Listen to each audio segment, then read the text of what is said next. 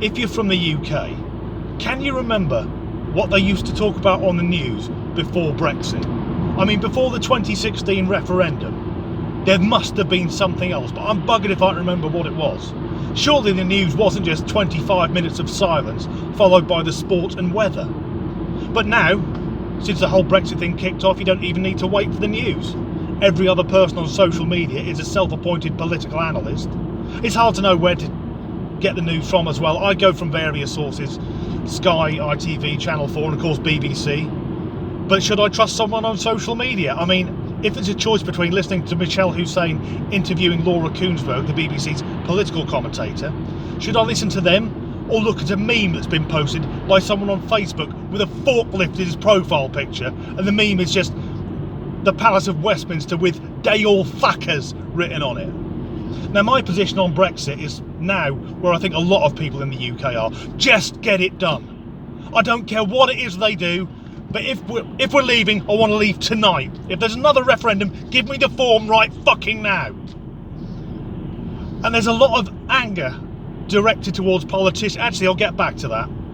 Because the weird thing is that Brexit is a trade negotiation. That's it.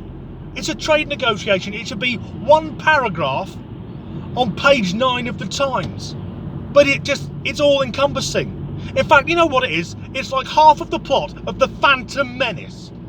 Do you remember the excitement when that film was coming out? A new Star Wars film, it's going to be amazing. And half of it was just talking about embargoes and trade regulations.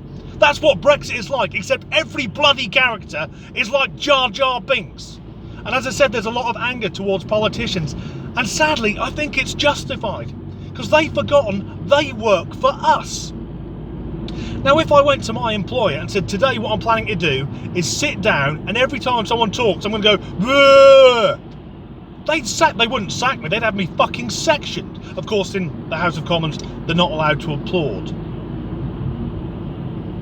But whereas the anger may be justified, I'm disgusted by the people in this country who are threatening politicians. Rape threats being sent to female politicians. And also the fashion that happened in the last local election where people were throwing milkshakes at MPs. That doesn't mean you're some radical activist. It means you're a fucking moron. Me not like what politicians do, throw milkshake at politicians. Now, with all this in mind, I had a surprise visit at the weekend. On Saturday, Mrs. Disgruntled and I, in the afternoon, fell asleep. If you're a younger person, that's what you've got to look forward to when you get older. Weekends are just random bouts of unconsciousness. But there was a knock at the door, and with it being Saturday afternoon, my first thought was, what the fuck has she bought on Amazon now? So I went to the door, opened it, and on the doorstep was a woman who I thought looked vaguely familiar. And before I could place her, she said, "Hello, I'm your MP." Oh, for God's sake. I mean, things must be getting bad. I think they're expecting a snap election, because I've not seen her on my street in the 12 years I've lived there. But she asked if I wanted a conversation, and I said yes. And I went and got my coat, because for two reasons I spoke to my MP outside my house. The first being, I didn't want to wake up Mrs. Disgruntled. The second is I wanted everyone on my bloody street to hear what I had to say. Now, I didn't vote for my MP, and our conversation was quite frank because I disagree with almost everything that she stands for. But I was polite and I wasn't aggressive. But the thing that surprised me was during this conversation, my MP used the word fuck twice. Now, I use fuck as punctuation, you'll know if you watch these videos, but I'm careful with my language when meeting new people, and I definitely don't swear at people who pay my fucking wages. And politicians, we pay their wages. So that evening, it was on my mind, so I actually emailed her to say how unprofessional I thought she was. And the next day, I got quite an abrupt email back, so yeah, Disgruntled Danny, now involved in politics. But it did set me thinking, maybe whilst this Brexit mess is going on, MPs should be allowed to swear at each other in the House of Commons, because it'd make it interesting. It'd make it watchable. I'd love to see it if an MP went, "Mr. Speaker, the right honourable gentleman is talking out of his arsehole."